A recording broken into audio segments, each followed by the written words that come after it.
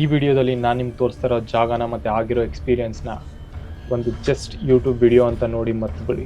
ಇಲ್ಲ ನೀವು ಸ್ಟೋರಿಲಿ ಇನ್ವಾಲ್ವ್ ಆಗಿ ನಾನೇ ನೀವು ಅಂತ ಇಮ್ಯಾಜಿನ್ ಮಾಡಿಕೊಂಡ್ರು ಯಾಕೋ ಸಾಕನ್ನಿಸ್ತಾ ಇದೆ ಗುರು. ಅಲ್ಲೇನೋ ಹೋದಂಗಾಯ್ತು ನನಗೆ, ಬೀಳಿಸ್ತಾ ಇದ್ದೆ, ಜಸ್ಟ್ ಮಿಸ್. ಹಂಗೆ ತೆಗ್ದು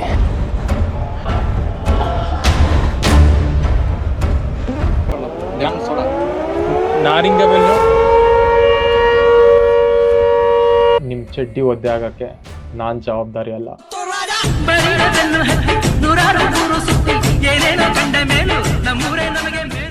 ಈ ಒಂದು ಜಾಗಕ್ಕೆ ಹೋಗ್ಬೇಕು ಅಂತ ನಾನು ಯಾವುದೇ ರೀತಿ ಪ್ಲಾನ್ ಕೂಡ ಮಾಡಿರಲಿಲ್ಲ. ನನ್ನ ಪಾಡಿಗೆ ನಾನು most beautiful places in Kerala ಅಂತ ಗೂಗಲಲ್ಲಿ ಸರ್ಚ್ ಮಾಡಿಕೊಂಡು ಖುಷಿಯಾಗಿ ಕೇರಳನ ಎಕ್ಸ್ಪ್ಲೋರ್ ಮಾಡ್ತಾ ಇದ್ದೆ.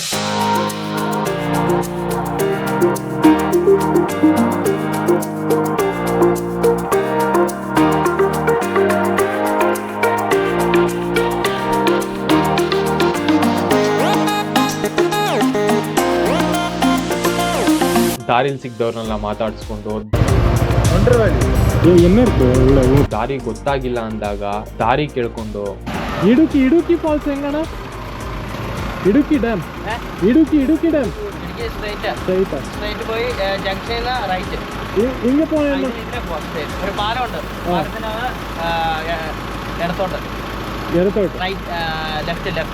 ಗೊತ್ತು ಅವ್ರು ಹೇಳಿದೇನು ನನಗೆ ಅರ್ಥ ಆಗಿಲ್ಲ ಅಂತ. ಆದ್ರೂ ಖುಷಿಯಾಗಿ ಹೋಗ್ತಾ ಇತ್ತು ನನ್ನ ಕೇರಳ ಟ್ರಿಪ್.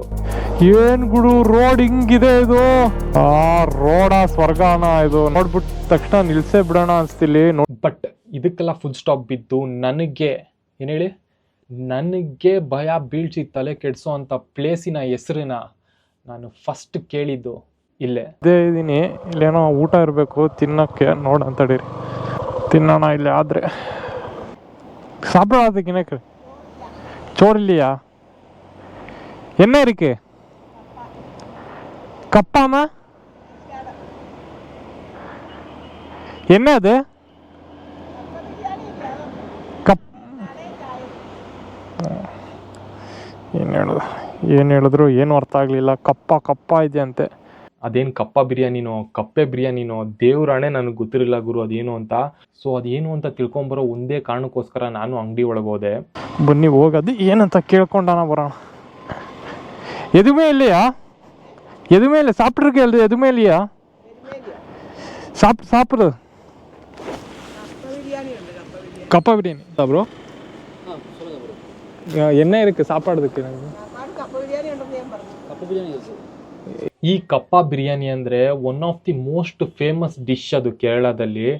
ಆದರೆ ಒಂದು ಕ್ಯಾಚ್ ಏನಪ್ಪ ಅಂದರೆ ಅದು ದನದ ಮಾಂಸದಿಂದ ಮಾಡಿರ್ತಾರೆ. ಆಲ್ಮೋಸ್ಟ್ ಈಸ್ಕೊಂಡ್ಬಿಟ್ಟಿದೆ ನಾನು ತಿನ್ನೋಣ ಅಂತ. ಅಷ್ಟರಲ್ಲಿ ಅವ್ರು ಹೇಳಿದ್ರು ಇಲ್ಲ ಇದು ಬೀಫೆಲ್ಲ ಹಾಕಿರ್ತಾರೆ ಅಂತ. ಸೊ ಅದು ಬೇಡ ಅಂತ ಕ್ಯಾನ್ಸಲ್ ಮಾಡಿ ಏನು ಹೊಸ ಡಿಶ್ ಇಸ್ಕೊಂಡೆ ನಾನು. ಅದು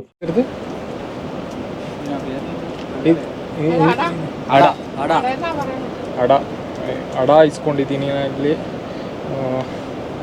ಇದೇನಂತ ಗೊತ್ತಿಲ್ಲ, ಸ್ವೀಟ್ ಅಂತ ಅಂದಿದ್ದಾರೆ, ನೋಡಬೇಕು ಹೆಂಗಿರುತ್ತೆ ಅಂತ. ಅಡ ಮತ್ತು ಇಲ್ಲಿ ಒಂದು ಲೆಮನ್ ಸೋಡಾ ಇಸ್ಕೊಂಡಿದ್ದೀನಿ. ಇಲ್ಲಿಬ್ರು ಕಾಣ್ತಾ ಇದ್ದಾರಲ್ಲ ಅವರಿಬ್ಬರೇ ನನಗೆ ಫಸ್ಟ್ ಈ ಪ್ಲೇಸಿನ ಹೆಸರನ್ನೇ ಹೇಳಿದ್ದು.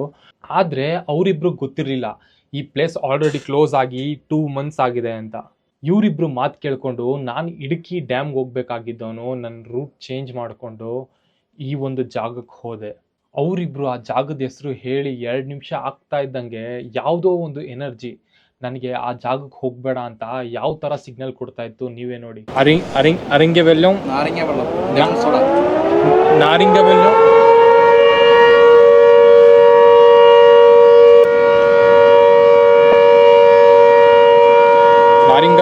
ಮತ್ತೆ ಅಡ ತಿಂತಾ ಇದ್ದೀನಿ ಇವಾಗ.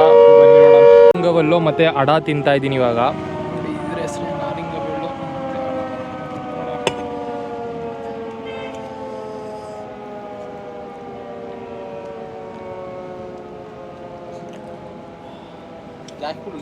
ಜಾಕ್ ಫ್ರೂಟ್ ಹಳಸಿನಹಣ್ಣಿಂದ ಮಾಡಿರೋದು ಇದು. ಚೆನ್ನಾಗಿದೆ, நல்லா இருக்கு சொல்லு. அவனுக்கு சொல்லுங்க. ಇಲ್ಲಿಂದ ಆ್ಯಕ್ಚುಯಲ್ ಸ್ಟೋರಿ ಸ್ಟಾರ್ಟ್. ರೆಸ್ಟೋರೆಂಟ್ಗೆ ಒಂದು ಬಾಯ್ ಹೇಳಿ ಹತ್ಕೊಂಡು ಹೊರಡೋಣ ಬನ್ನಿ. ಇವಾಗ ಅಲ್ಲಿ ಇಡುಕಿ ಇದು ಮುಚ್ಚಿಬಿಟ್ಟಿದೆಯಂತೆ. ಇವತ್ತು ವೆಗ್ನಸ್ಡೇ ಅವತ್ತು ಕ್ಲೋಸ್ ಇದೆಯಂತೆ. ನಮ್ಮ ಫ್ರೆಂಡು ಫೋನ್ ಮಾಡಿ ಹೇಳ್ದ. ಸೊ ನಾನು ಇವಾಗ ಹೊಸ ಸ್ಪಾಟು ಇಮ್ಮಿಡಿಯೇಟಾಗಿ ಕಂಡುಹಿಡ್ದಿದ್ದೀನಿ. ಆ ಸ್ಪಾಟ್ ಹೆಸರೇನಪ್ಪ ಅಂದರೆ ಪಲ್ಕಂ ಮೇಡು, ಅದರ ಹೆಸರು. ಕೆಲವೊಬ್ರು ಅಂತಾರಲ್ಲ, ನಾವು ಆ ಪ್ಲೇಸ್ಗೆ ಹೋಗ್ಬೇಕು ಅಂತ ಪ್ಲ್ಯಾನ್ ಮಾಡಲ್ಲ, ಆ ಪ್ಲೇಸೇ ನಮ್ಮನ್ನ ಅದ್ರ ಹತ್ರ ಕರ್ಕೊಳುತ್ತೆ ಅಂತ. ಎಕ್ಸಾಕ್ಟ್ಲಿ ಅದೇ ಥರ ಎಷ್ಟೇ ಡಿಸ್ಟ್ರಾಕ್ಷನ್ ಬಂದ್ರೂ ಆ ಒಂದು ಎನರ್ಜಿ ನನ್ನ ಅದ್ರ ಹತ್ರ ಸೆಳೀತಾನೆ ಇತ್ತು.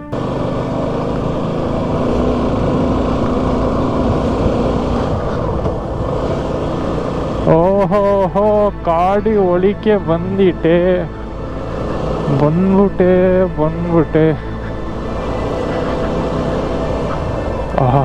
ಆಫ್ ರೋಡ್ ಸ್ಟಾರ್ಟಿಂಗಿಂದ ಈ ಒಂದು ಜಾಗಕ್ಕೆ ಹತ್ರ ಆಗ್ತಾ ಇದ್ದಂಗೆ ನಾನು ಹೋಗ್ತಾ ಇದ್ದಿದ್ದು ರೋಡ್ ಕೂಡ ಚಿಕ್ಕದಾಗ್ತಾ ಬರ್ತಾ ಇತ್ತು.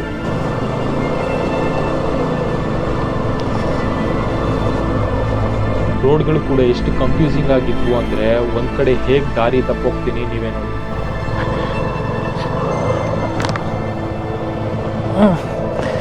ಬೀಳಿಸ್ತಾ ಇದ್ದೆ, ಜಸ್ಟ್ ಮಿಸ್ಸು.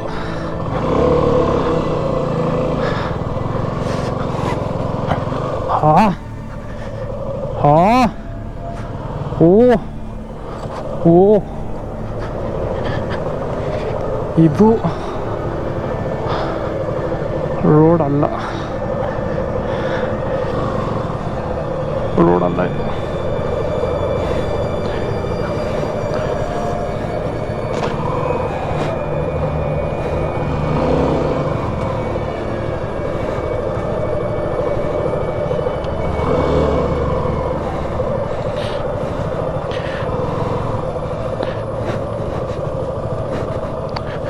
ಮಿಸ್ ಮಾಡ್ಕೊಂಡೆ ರೋಡು. ಬಟ್ ನೋಡಿ ಹೆಂಗಿದೆ, ಹೆವೆನ್ ನೋಡ್ತೀರಾ? Heaven, see the Heaven.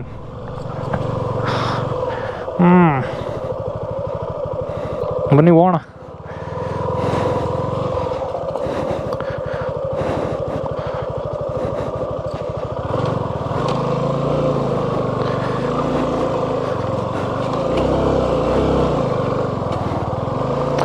Almost ಇವಾಗ ಸೆಕೆಂಡ್ ಟೈಮ್ ಬೀಳಿಸ್ತಾ ಇದ್ದೆ ಗಾಡಿನ, ಜಸ್ಟಲ್ಲಿ ಮಿಸ್ ಆಯಿತು ಅಂದ್ಕೊಳ್ಳಿ.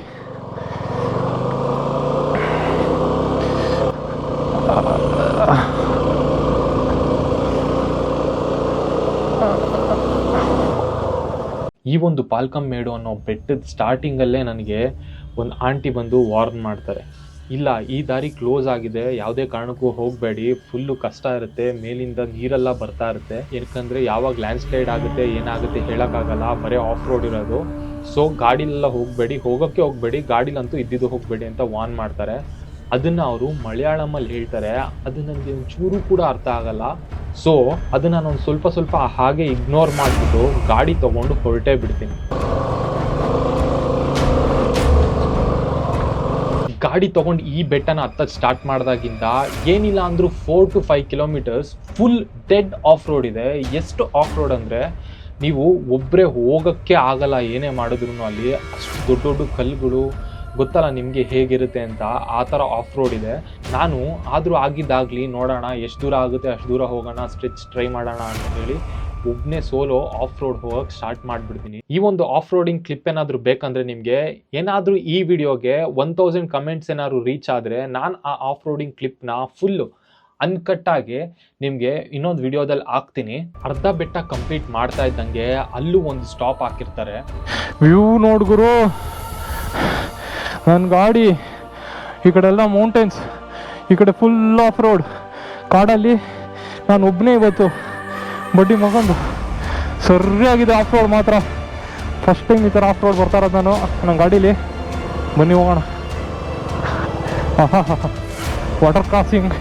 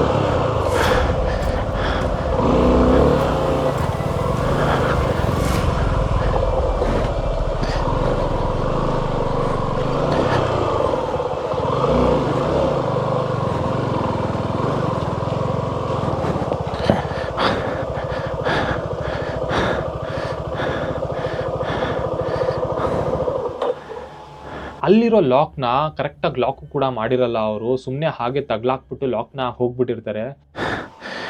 ಲಾಕ್ನ ಹಿಂಗೆ ತೆಗ್ದು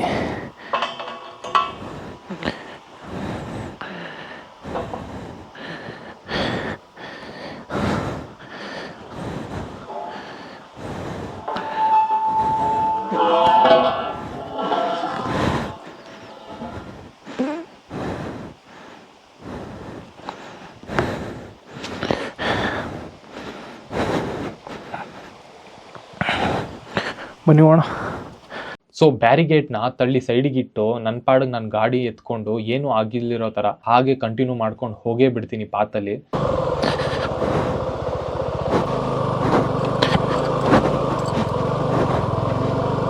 ಸೊ ಹಾಗೆ ಆಫ್ ರೋಡಿಂಗ್ ಮಾಡಿಕೊಂಡು ಒಂದು 4 to 5 ಕಿಲೋಮೀಟರ್ಸ್ ಹೋಗ್ತಾ ಇದ್ದಂಗೆ ಒಂದು ಟರ್ನಿಂಗಲ್ಲಿ ಟರ್ನ್ ಮಾಡಿದ ತಕ್ಷಣ ನೆಕ್ಸ್ಟ್ ಕಾರ್ನರಲ್ಲಿ ಏನೋ ಒಂದು ಬ್ಲ್ಯಾಕ್ ಕಲರ್ ಮನುಷ್ಯನ ಥರನೇ ಇತ್ತು, ಫುಲ್ ಬಿಳಿ ಕಲರ್ ಕೂದಲು, ಸ್ಲೋವಾಗಿ ಪಾಸ್ ಆದಂಗೆ ಆಯಿತು. ಯಾಕೋ ಸಾಕನ್ನಿಸ್ತಾ ಇದೆ ಗುರು, ಇಲ್ಲಿ ಕಾಡು ಪ್ರಾಣಿಗಳೆಲ್ಲ ಜಾಸ್ತಿ ಇರೋಂಗಿದೆ. ಸೊ ನಾನು ಅಲ್ಲೇನೋ ಹೋದಂಗೆ ಆಯಿತು ನನಗೆ. ಸೊ ನಾನು ಇಲ್ಲೇ ವಾಪಸ್ ರಿಟರ್ನ್ ಮಾಡ್ಕೊತೀನಿ. ಒಂದು ಸತಿ ಹಿಂದೆ ತಿರುಗಿ ನೋಡ್ತೀನಿ ಅಷ್ಟೇ. ಮೀಟರ್ ಆಫ್ ಚಿಕ್ಕ ವಯಸ್ಸಿಂದ ನೋಡಿದ ದೆವ್ವದ ಫಿಲಮ್ ಎಲ್ಲ ತಲೆಗೆ ಬಂದ್ಬಿಡುತ್ತೆ ಒಂದೇ ಸತಿ. ಯಾಕೆ ಸುಮ್ಮನೆ ರಿಸ್ಕ್ ಬೇಡ, ಸುಮ್ಮನೆ ಏನೋ ಮಾಡೋಕ್ಕೆ ಹೋಗಿ ಆಮೇಲೆ ಇನ್ನೊಂದೇನೋ ಆಗೋದು ಬೇಡ.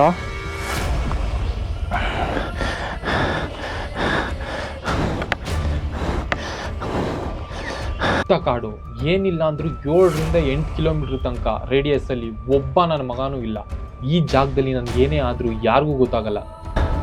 ವಾಪಸ್ ಹೋಗ್ತೀನಿ, ಒಬ್ಬನೇ ಬೇರೆ ಬಂದಿರೋದು, ಯಾಕೆ ಸುಮ್ಮನೆ ತಲೆನೋವು. ಈ ಥರ ಸಿಚುವೇಶನಲ್ಲಿ ಫಸ್ಟು ಇಂಪಾರ್ಟೆಂಟ್ ಥಿಂಗು ನಾವೇನು ಥಿಂಕ್ ಮಾಡ್ತೀವಿ ಅಂತ. ನಾವು ಏನು ಥಿಂಕ್ ಮಾಡ್ತೀವಿ ಅದೇ ಥರ ನಮ್ಮ ತಲೆಯಲ್ಲಿ ಓಡ್ತಾ ಇರುತ್ತೆ ಆ್ಯಂಡ್ ಇಮ್ಯಾಜಿನೇಷನ್ ಮಾಡ್ಕೊಂಡ್ಬಿಡ್ತೀವಿ ನಾವು ಅದನ್ನೇ. ಸೊ ನಾನಿವಾಗ ಅದನ್ನು ಜಸ್ಟ್ ಒಂದು ಕಾಡು ಪ್ರಾಣಿ ಅಂತ ಒಂದು ಇಮ್ಯಾಜಿನ್ ಮಾಡಿಕೊಂಡು ಸೈಲೆಂಟಾಗಿ ಗಾಡಿನ ಯೂಟರ್ನ್ ತೊಗೊಂಡೆ ಕಷ್ಟಪಟ್ಟು.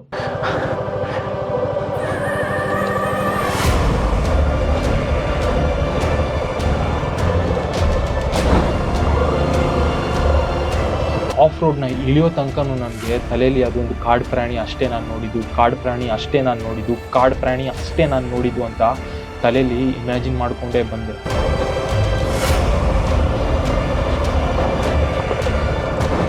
ನನ್ನ ಸಿಚುವೇಶನ್ನು ಲಿಟ್ರಲಿ ಹೇಗಾಗಿತ್ತಂದರೆ, ಆ ಒಂದು ಆಫ್ ರೋಡಲ್ಲಿ ಸ್ಪೀಡಾಗಿ ಗಾಡಿ ಕೂಡ ಓಡ್ಸೋಕ್ಕಾಗ್ತಾ ಇಲ್ಲ ನನಗೆ. ವಾಪಸ್ ಆಫ್ ರೋಡ್ ಮಾಡ್ಕೊಂಡು ಹೋಗ್ತೀನಿ. ನೆಕ್ಸ್ಟ್ ಟೈಮು ಯಾರನ್ನ ಗೈಡು ಇಲ್ಲ ಫ್ರೆಂಡ್ಸ್ ಜೊತೆ ಬರ್ತೀನಿ. ಎಷ್ಟೇ ಇಮ್ಯಾಜಿನ್ ಮಾಡಿಕೊಂಡ್ರು ಆ ಒಂದು ವಿಜುವಲ್ ತಲೆಯಲ್ಲಿ ಓಡ್ತಾನೆ ಇತ್ತು. ಆ ವಿಜುವಲ್ ಬಗ್ಗೆ ಥಿಂಕ್ ಮಾಡಿದ ಕೂಡಲೇ ಪಟ್ ಅಂತ ಗಾಡಿ ಬೀಳಿಸ್ತು. ಇಷ್ಟೆಲ್ಲ ಥಿಂಕಿಂಗ್ಸ್ನ ತಲೆಯಲ್ಲಿ ಇಟ್ಕೊಂಡು ಆ ಆಫ್ ರೋಡ್ನ ಇಳಿಸ್ಕೊಂಡು ಬೆಟ್ಟ ಇಳಿಯೋ ತನಕನೂ ನನ್ನ ಹಿಂದೆ ಯಾರೋ ಇದ್ದಾರೆ, ನನ್ನ ಯಾರೋ ಫಾಲೋ ಮಾಡ್ತಾ ಇದ್ದಾರೆ ಅಂತ ಫೀಲಿಂಗ್ ಆಗ್ತಾನೆ ಇತ್ತು. ನೀವು ಅಷ್ಟೇ ಈ ಥರ ಪ್ಲೇಸ್ಗಳಿಗೆಲ್ಲ ಬರೋಕ್ಕೆ ಹೋಗ್ಬೇಡಿ, ನಾನು ಸಜೆಸ್ಟ್ ಮಾಡಲ್ಲ. ಬಂದರು ಫ್ರೆಂಡ್ಸ್ ಜೊತೆ ಬನ್ನಿ, 5-6 ಜನ ಇರೋರ ಜೊತೆ ಬನ್ನಿ, ಒಬ್ಬೊಬ್ಬರೇ ಬರೋಕ್ಕೆ ಹೋಗ್ಬೇಡಿ. ಸೊ ಈ ವಿಡಿಯೋನ ಜಸ್ಟ್ ಒಂದು ಯೂಟ್ಯೂಬ್ ವಿಡಿಯೋ ಅಂತ ನೋಡಿ ಮರ್ತುಬಿಡಿ. ಇಲ್ಲ ಅಂತ ಕಥೆಯಲ್ಲಿ ಇನ್ವಾಲ್ವ್ ಆದರೂ